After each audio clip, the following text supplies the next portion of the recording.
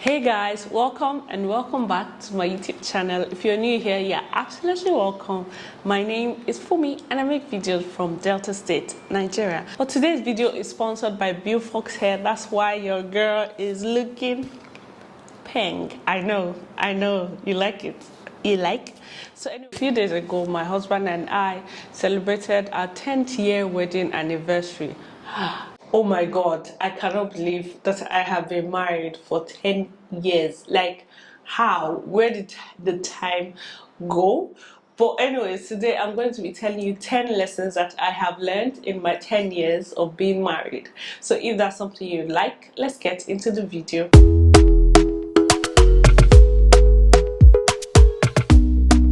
Today's video is sponsored by Beaufox Hair.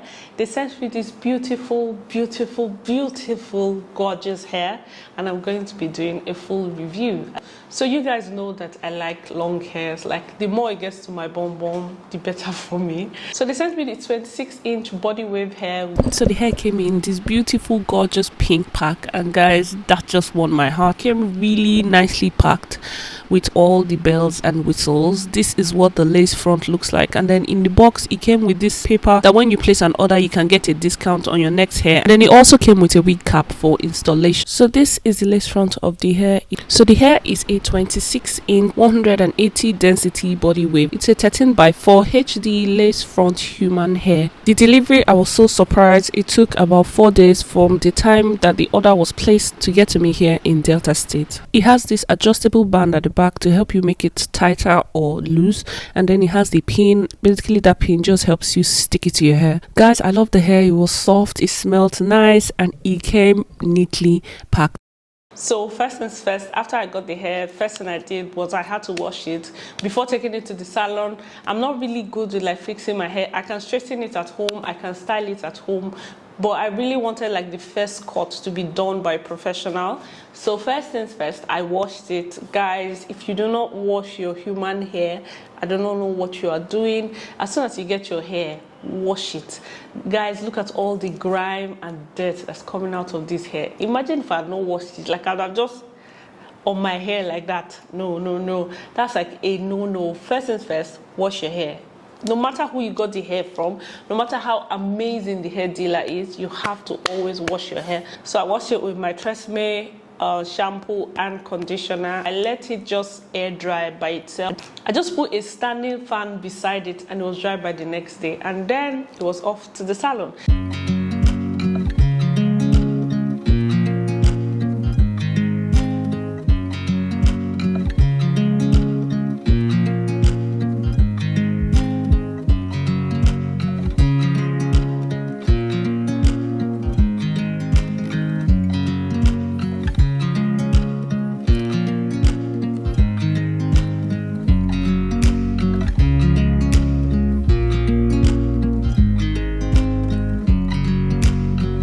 So in the salon, this was the style I wanted to do. So I wanted to do one of this.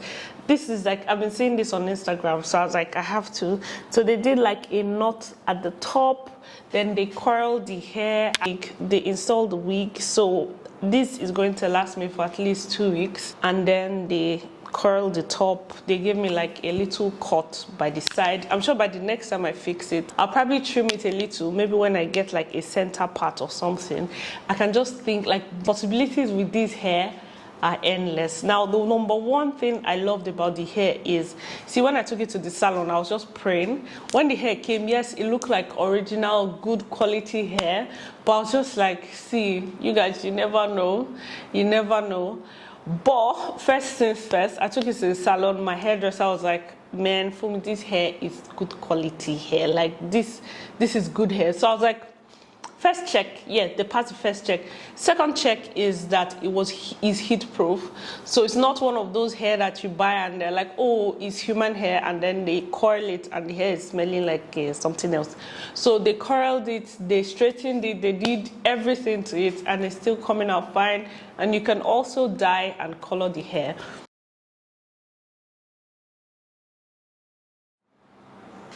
So I know we see a lot of people talking about, telling you how, married is perfect, married can be perfect, see, they're lying.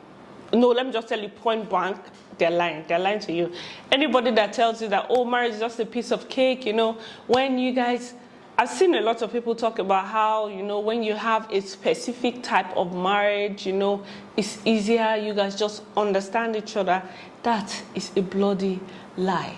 Now, being married is more than being spiritual, it's more than spirituality, physical appearance. Is more than all of that. Like marriage is like, it's hard to be married, it's hard to stay married. It's something that like you have to work, it's like a job. Let me just be honest with you. Being married is like a full-time job, guys. It's a full-time job where every day you have to deliberately work. Do you hear the word? Every day you have to deliberately work hard to stay married, to be sane, to keep your partner sane, and all of that. Now, I say that to say, yes, there's a position and there's a place of God in a marriage, but then let us not overlook the fact that this is two human beings. Both of you are human beings, flesh and blood. It's a lot of work to be married, to stay happily married. See, that is the word. To stay happily married takes a lot of work. Lesson number 2 that I have learned with being married is that there's no competition in this thing, no hurry in life. Now, you guys know I got married in my 400 level of uni. My course was a 5-year course, so I got married in 400 level. By 500 level, I was already pregnant with my baby. Like by the time I resumed school after IT, I resumed pregnant with Rio. No. By the time I resumed 500 level, that's like my final year, I was already with Rio, like I had given birth. So I resumed school with a baby. Now, that is a whole other ball game entirely. Like, see, guys, it's one thing to be married, and then it's another thing to be married and be in school with your classmates. You know, man, that wasn't easy at all. You're in school with your classmates have boyfriends, girlfriends, they're living their normal life, which is the life you used to live before you got married. You know, they're sleeping whenever they want, eating whenever they want, you know, and then you having a child, having to take care of your child, having to constantly call your husband, have you eaten, have you not eaten, how is this, how is that, all of that. See, if somebody would ask me, if I could, would I get married in school? Probably will. Now, let me explain why.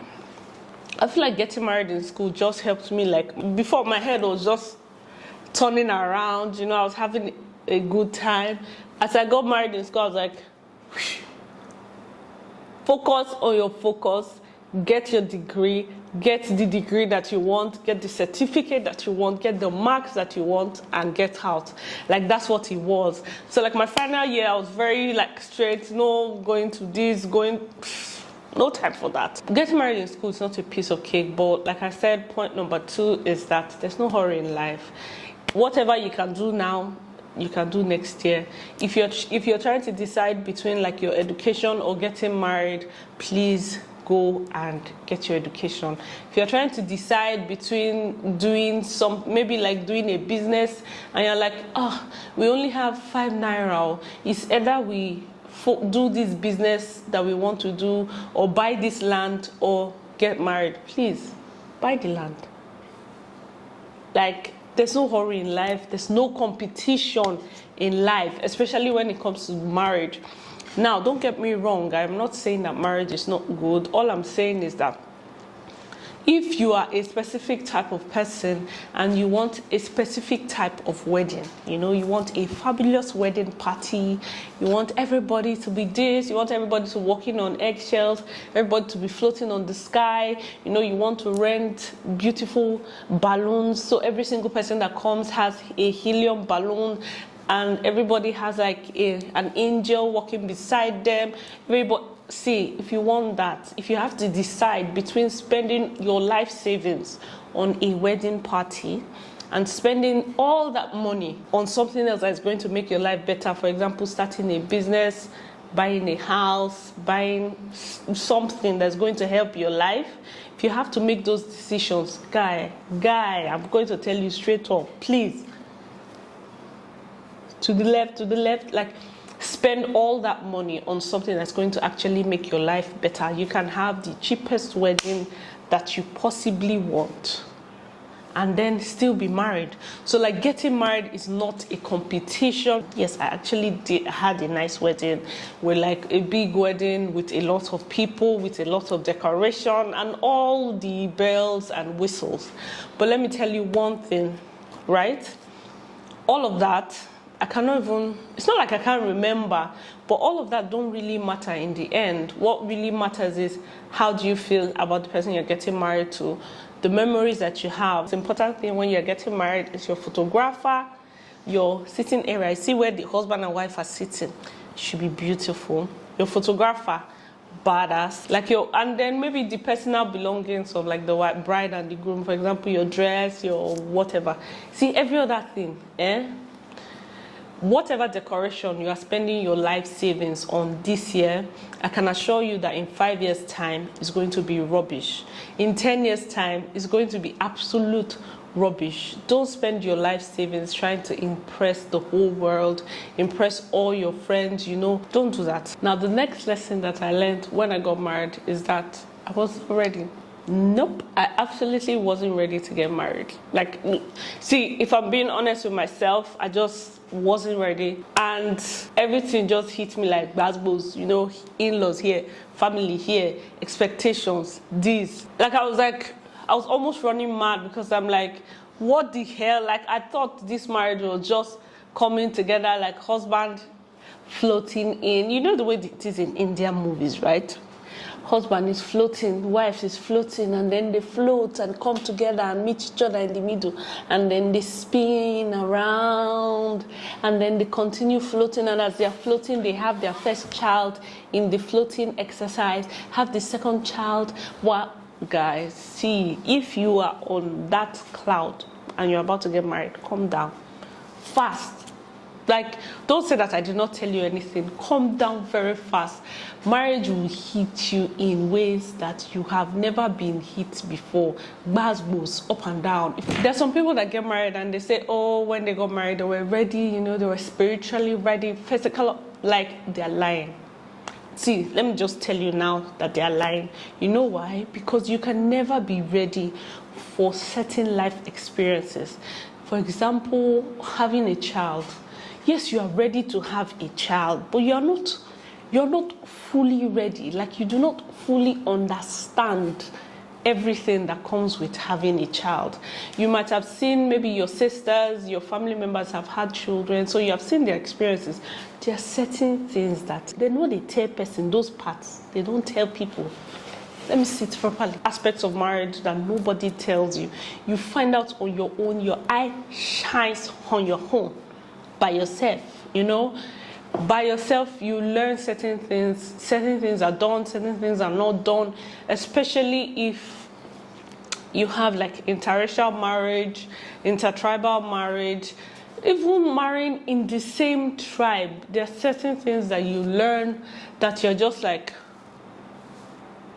what's going on? So for example, like before I got married, you know, me and my husband used to eat in fast food restaurants and all that. And then we get married and he doesn't want to see onions.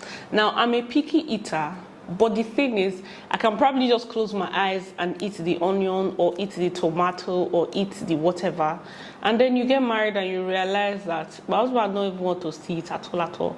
He doesn't want to smell it in the food. Now, I like the taste of onion when I cannot see it. I like the flavor that it gives to the food do you understand, when I'm not seeing it? And then you get married and you realize your husband doesn't want to see onion, doesn't want to smell onion, doesn't want to taste onion. And you're just like, bro, when we were dating, I saw you eating hamburger. There was onion inside. And then the person is like, well, that's because I bought the food. But when we are together, I would like not to eat onion. And all of a sudden, your mind is like, he has changed. You know, there's so many things that you do not learn about a person until you are married. I'm just thankful that at least we're here now. I'll be 10 years later. 10 years, don't work out. we still they carry go. While getting now, the next lesson that I have learned in my 10 years of being married is that love is a choice. It's not a feeling. It's not that feeling of euphoria like I was explaining, the floating Indian people. Nope. It is a decision. You have to decide that, look, I love this person and I'm going to love this person. I'm going to take care of this person. Like, it is a deliberate effort that you make every single day to make sure that your home, your family, your this is happy. It doesn't just happen by fluke or by mistake. Like, happy homes are built by two people, not one person, building and the other person running mad. No, it's built by two people. If one person is running mad, the marriage, they go anywhere. Marriage is eventually going to what? Scattered. So happy homes are built by two people. Love is a choice. Now, the next lesson that I learned in my 10th year of marriage is that how you treat your spouse is how every other person is going to treat your spouse. Guys, see, I cannot even overemphasize that. The way you talk to your spouse, that you feel like, oh, I'm just talking now, it's the same way your people are going to talk to your spouse. The same way you are rude to your wife or to your husband in front of maybe your family member, the same amount of respect, honor, and whatever that you accord to your spouse is what people are going to accord to your wife or your husband as well. So, guys, you see, when you are running mad, learn to control your madness. Your madness should only be in the privacy of the two of you. And look, when people disrespect your spouse, by proxy, they are disrespecting who? Yes, you. Like, see, let me tell you something. Some people say, oh, it doesn't matter, blah, blah, blah. Look, if I come in, for example, let's just use the example. Who's that lady, the Bianca and Obiano incident? Now, when everybody is talking about how she got slapped, everybody knows they just call only Hannah. Hannah still they point to her husband. Whatever you do in the public, that you feel like, oh, that's how I normally act. I'm usually rude. I usually fight in the marketplace. The shame, it's not just on you now. It's on you and your husband. Do you understand? Now, the respect that you accord your husband or your wife will make you behave yourself in public. Now, the next lesson that I have learned in my 10 years of marriage is that sex is overrated. I said it. Now, let's say this very well. Now, I'm not saying that sex is bad. I'm not saying it's not enjoyable. I'm just saying it's not as big a deal. It's not as big of a deal as you think it is when you are single. When you're single, you're like, ooh, I'm going to be having sex 15 times a day, 1 million times a day, upstairs, downstairs, in the car, in the living room. Yes, you can still do that. But see, things daily life where people they think, plenty things daily head. All we are thinking about in life is not just sex. So, don't get married for sex. Sex is overrated. If the only reason why you want to get married to your spouse is because you feel like, man, this is the most amazing sex I have ever had, see, hold it. Hold it right there. Because when you get married, you're going to need more than sex to hold that marriage together. So find other reasons why you like your spouse or the person you're planning to marry. Even if you're not a Christian, let's assume you're not a Christian, it's better for you to not have sex before marriage. As long as you're sure that, first of all, you're all right, your spouse is all right in that department, you're both fine, please just chill. That's like the least of your worries. There are other more important things that you guys need to be learning about each other before you get married in the first place. The next lesson I've learned in my 10 years of marriage is the fact that two becomes one. Now, they say that all the time, pastors talk about it, they tell you in marriage counseling, but it took a long time for my own two to become one. Because you're so used to living your life, especially someone like me. Like, I'm naturally a very, very independent person. Like, I do not like to ask for money. I do not like to ask for anything. I like to work on my own, strategize on my own, have my own plans. Like, this is what I want to do in 2 years. This is what I want to do in 5 years. I'm going to do this. This is how I'm going to do that. But when you get married, you now realize that there are two people in this marriage. what you want and what I want has to be in sync. Otherwise, we're going to have to go our separate ways. I try to be more selfless, to think about not just me and what I want and how I want it, but basically what is best for us as a unit, as a family. Like, that is like the number one goal that you guys have to have from the beginning. I'm not calling names, but now the next thing I have learned in 10 years of marriage is that 50-50 does not exist. Sometimes it's more about your spouse, sometimes it's more about you, depending on what you guys are going through at the moment. So whatever it is that you people are currently going through will depend. For example, when you are pregnant, it's more about the woman than it is about the man. At that point, there's no 50-50. You know, she cannot do this because she's pregnant. She can't do that because she's pregnant. When, for example, your husband is chasing a target at work and you feel like, oh, there's no 50-50 at that point. 50-50 does not exist in marriage, full stop. Now the next lesson that I have learned in my 10 years of marriage is to expect change. If you're somebody that cannot understand or does not like change, you're going to be in for a rude shock. For example, let me just put it plainly. My husband married a student in 400 level of uni. He was the sole and primary provider at that time. Now 10 years later, your girl is doing YouTube. Hey guys, welcome back to my YouTube channel, and all that drama. That's a huge change for your family, your friends. Now talk less of your spouse. So I say this to say, expect change. The person I married 10 years ago is probably in some way not the same person right now. The things he used to like 10 years ago, some of them he cannot stand them now. Some of the things I used to do 10 years ago, right now I'm like, how? Like how did I so like that? You know, 10 years ago, what I liked, my goals, my needs, my wants were so different from my goals, needs, and wants now. Like, what I wanted 10 years ago was maybe somebody to give me money, do this. Now, what I want is support. Do you understand? So in 10 years, there will be a drastic, and expect the change. Just expect that the person you got married to now, it's not going to be the same person that you will meet in 10 years time. Expect the change and be understanding when that change starts to happen. Now, the next thing that I have learned in my 10 years of marriage is that agree to disagree sometimes. See, I remember the first time when we got married, right? When we used to go to church, when my husband pisses me off, I will not sit beside him in church. I'll go and sit somewhere else. You know, I'll be keeping malice to him, I'll be giving him evil eyes. And him too, he'll sit somewhere else and not sit beside me and not talk to me, and we'll just be, you have to agree to disagree. Sometimes we just finish quarreling. You know what they say? The person just told you something that you don't even like. It left to yourself, you should just slap him.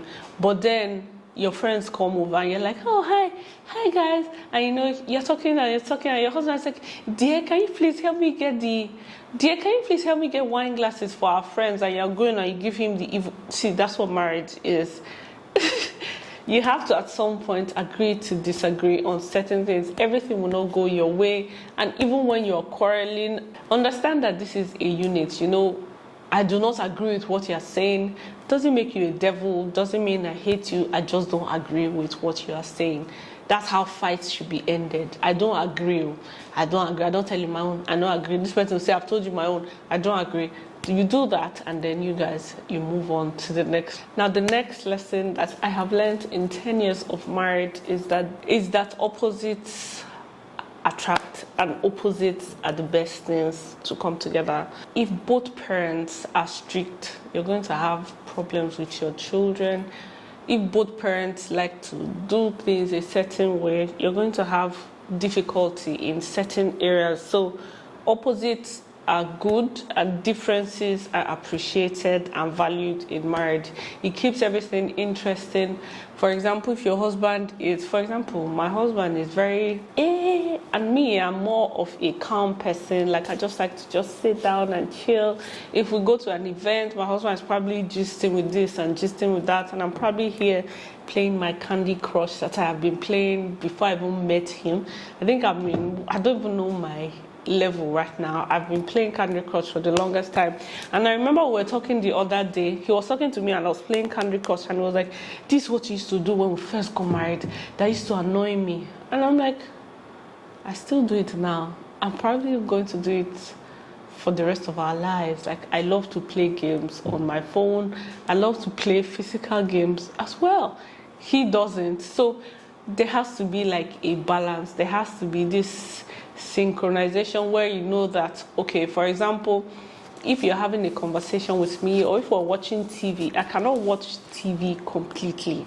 Like, I can't watch a movie without like playing with my phone, writing something else. Like, I'm somebody that my attention has to always be divided for me to achieve or do things, or else I'm going to sleep off or pass out, or I will not even learn anything. Now, imagine being married to someone where he would like you guys to have movie nights, and then you guys are watching TV and just, I'm not that kind of person. A lot of differences that happen is just, you guys have to find a way to balance it and understand that it's not about you sometimes. It's just the person. That's how the person is. Understand who you're married to. Understand why they tick like that. Like, this is how they are. And just move on. Now, the next thing that I have learned in my 10 years of marriage is that marriage is not for everyone. It's not. If you do not want to get married, see, you have valid reasons for not wanting to get married, and you don't have to. Like, don't feel so pressured to be like, oh, you know, everybody's getting married. Everybody feels I should get married. If you don't want to get married, don't get married. If you want to get married, please get married. Don't allow anybody to pressure you into getting married or not getting married. Now, the next lesson I have learned in my 10 years of being married is that money, money, system that they call money, is very important. Very, very important. Everybody needs to have their own money. Everybody needs to have their joint money. Everybody needs to have their family money. Money is very important in any relationship. In the nice, like, don't allow any bloody body, anybody to make you feel like you should be a housewife without having any source of income. Anybody that tells you that hates you and wants to kill you. Like, just take it like that. Anybody that tells you that, oh, you know, just marry me, I just want you to sit in the house, I'll be paying you, don't do any job, don't stress yourself. Oh my gosh, he's gonna hit you. He's gonna hit you so hard, you're not gonna understand what's going on. Guys, money is very important in any relationship. Should ever be at the point where you completely rely on your spouse for anything. Money, see, Naded, Arinfi, finish, Naded take the enter. Thing that I have learned is that you need to have a life. Drop the mic. You need to have a life, whether you are married or not. You need to have a life of your own outside that marriage. You need to have your own life. He needs to have his own life. Everybody needs to find what makes everybody happy, find it, and then come in the middle. You know how they say, have your life, have his life, and then have a joint life? Yes. Now, I'm not saying that he should have, you understand what I mean? Like, maybe he should be carrying one thing one side, you are carrying another thing one side. No, that's not what I'm talking about. What I'm talking about is have joys, separate joys. For example, I'm learning how to swim. My husband has absolutely no interest in swimming. He's just like, oh, that's nice. You're enjoying it. Oh, that's good. I support you. That's what it should be sometimes in marriage. Support your spouse, whether you understand what they're doing or not, support them. Now, I'm not telling you to like build friends, and scatter your marriage, because secrecy in marriage is that's like another drama entirely. What I mean is you need to have your own goals, your own dreams that you do not give up on because you are married. You need to have something else that makes you happy aside from this beautiful marriage, because marriage is like a roller coaster. Sometimes you're up, sometimes you're down. You know, times when I am down, I'm usually making a video, baking cake. I'm doing something else. So I don't even, how do I put it? You don't even notice what thing they happen. You notice, but it not go to affect you. Now, imagine if, you know, because it's normal in marriage, we're going through a tough time, and all I have is my husband. You know, I don't have friends, I don't have family, it's just me and my husband. And now me and my husband, they quarrel, or me and my husband are going through like a rough patch. You're gonna die. My sister, I say to you the nicest way, you're gonna die, you're gonna run mad. Something's gonna happen to you that you're not going to like. So make sure that you have your own life, your own goals, your own dream, like something that makes you happy, that doesn't entirely have to do with your husband or your spouse, your significant other. Now, the next thing that I have learned in my 10 years of marriage is that God, Jesus, not the highest. Like, God is the most important part of any marriage. If you're marrying someone that doesn't have the fear of God, run. Like, if you guys are about to get married tomorrow and you find out maybe he does something that makes you see that this guy know they fear God, oh, guys, please cancel that marriage. Because you see, there are certain things that will happen in marriage that the only reason why two of you will still make the right decisions is because you have the fear of God. There are certain things that will go on in your marriage that you will be like, see, if not for God, what I will do to you, you know? So you see, the fear of God is like, it's supposed to be like, it's like number one. The most important part of any marriage is having the fear of God, serving God, having a joint understanding of God.